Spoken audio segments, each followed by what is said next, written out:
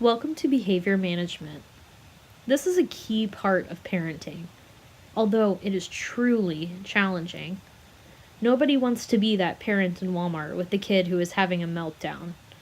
Unfortunately, it's a fact of being a parent.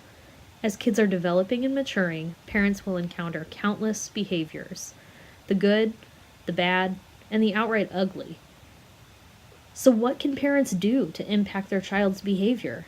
How can bad behavior be managed? And how can good behavior be set to repeat? We will address a few key areas to assist parents in traversing behavior management. An essential way to impact your child's behavior is to model the behavior that you want to see. This follows with the monkey see, monkey do kind of philosophy. For example, we can highlight sharing between adults. For example, mommy is sharing her drink with daddy. This is modeling that sharing that you want to see your child do with their siblings and with other kids. Another thing is to model good ways to calm down. An example of this is to say, Daddy is frustrated right now. Let's count to 10 breaths to calm down.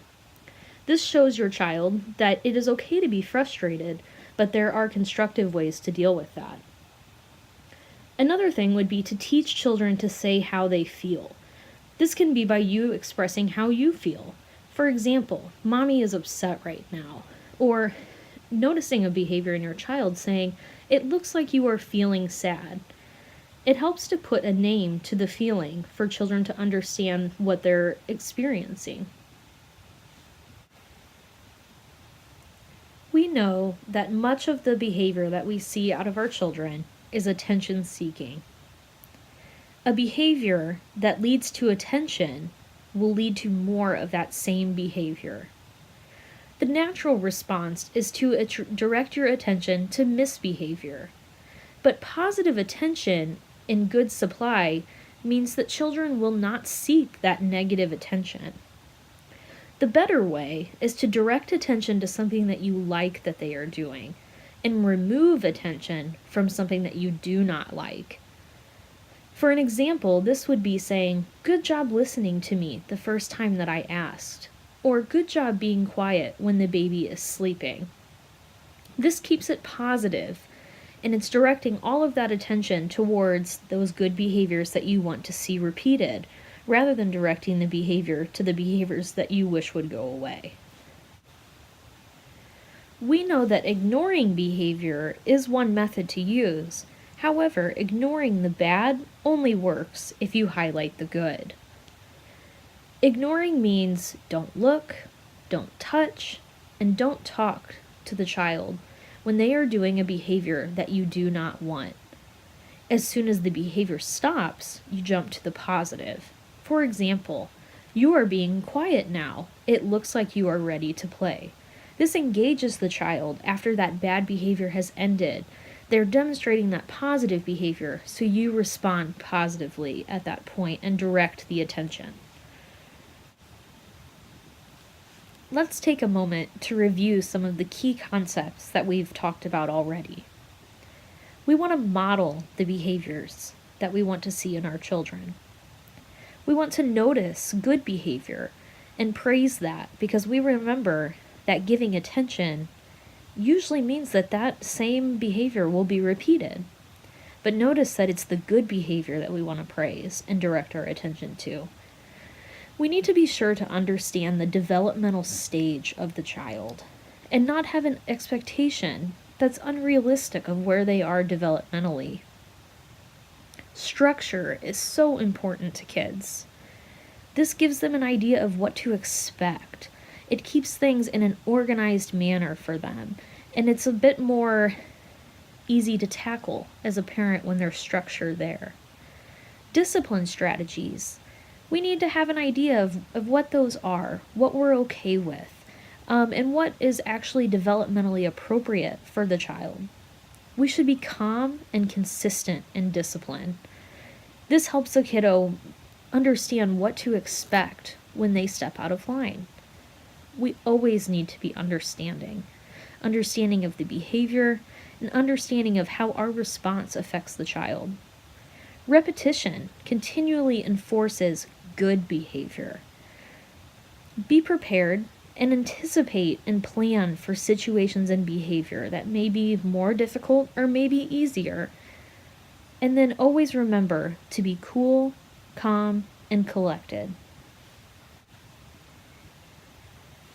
Now let's take some time to look at some discipline methods and ways of giving instruction.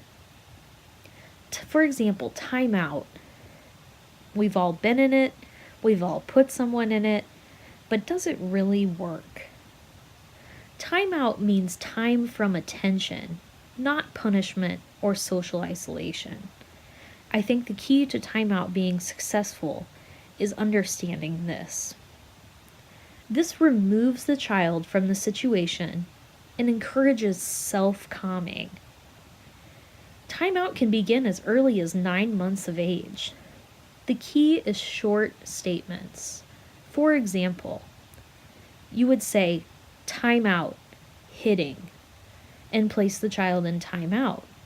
The goal is to bring less attention, so keeping it short gets to the point and keeps the attention minimal. Timeout should be boring. No one should talk to them or touch them.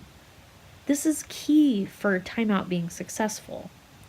Rather than set a duration of time or setting a timer, allow them to come out when they have calmed themselves. Because we remember that timeout is removing the child from the situation and encouraging that self-calming. So when we see that they have calmed, for example, we can say, "Good job being calm. You can get out of timeout now." Timeout should be a time of quiet mouth, quiet feet, and quiet hands. And this is a concept that kids can wrap their mind around. Now, timeout takes practice. Like anything, practice makes perfect. And timeout may not go as smooth as it sounds the first couple times. But by being consistent and being calm, this can be a really effective means of getting your child to understand bad behavior and to engage in that self-calming behavior. Giving instructions. It must be kept simple for a child to be able to wrap their mind around what you are asking of them and what you are expecting of them. Always make it short and to the point. We don't need extra flowery language or anything around it to explain what you're wanting. Keep it very simple what you want them to do. And always make sure that it's developmentally appropriate. Ensure that you are giving instructions that they can wrap their minds around and that they can actually accomplish. Back to that modeling behavior, be sure to use your manners when you're giving instructions. As you use your manners, your children will see that mommy models good manners. I should model those good manners that she wants me to use. This is one that we see really often, and that is framing instructions in a question. Never frame in a question. Because you can say, "Do you want to go to timeout?" And we all know, of course the answer is no. They don't want to go to timeout. So never frame your instruction in a question. Instead, make it a simple, short, and to the point statement. No question mark on the end. Always a period.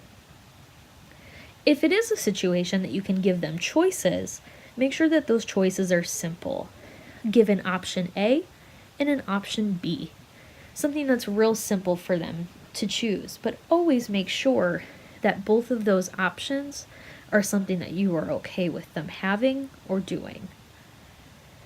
Get their attention before giving instructions. Whether it's saying their name and directing that instruction towards them, getting on their level, touching them, making eye contact. Make sure that you fully have their attention before giving instructions. If you don't, it's likely that they will not follow those instructions. And always, always be sure to praise when they do follow those instructions. Rewards. Remember, it's not bribery, it's a reward. Make sure that these are positive goals, such as getting ready on time versus not being late. Framed through a positive goal is always important. Make sure that your instructions that you're giving and how the reward is achieved is simple to follow. Rewards do not always have to be material. It doesn't have to be, you do this, you get a cookie. Or you do this and behave in the store and you can pick out a piece of candy. It doesn't need to be material. It can be cooperation leads to being able to sit down with mom and read a book. Being able to build a tower of blocks with dad. Having that quality time is another example of a reward that you can give to your child. Now, that should not only be the time that you give that quality time, but it is an example of a reward that they can have. And always make sure to reward quickly. If it's not rewarded quickly, chances are the child will not find it worth the wait, and they will not want to repeat it the next time. As we're nearing the end, you may be saying, Emily, I've tried and I've failed. What do we do when it's just not working? There are some reasons that it may not be working, and it's not your fault. Think about things that are going on outside of that particular moment. Is your child getting enough sleep? Is it quality sleep that your child is getting? Do they feel safe? Are you in a safe environment? Or is it a tumultuous environment? Is there anxiety? Is there toxic stress in the environment? Is your child surrounded by stable relationships? And in those stable relationships, are they getting quality time with those people? Are you in a difficult circumstance? And then also, how are you as a parent? All of these things still apply to you. Are you getting enough sleep? And let's be honest, what parent is getting enough sleep? Are you safe? Are you in stable relationships and getting quality time? Or are you finding yourself in a difficult circumstance?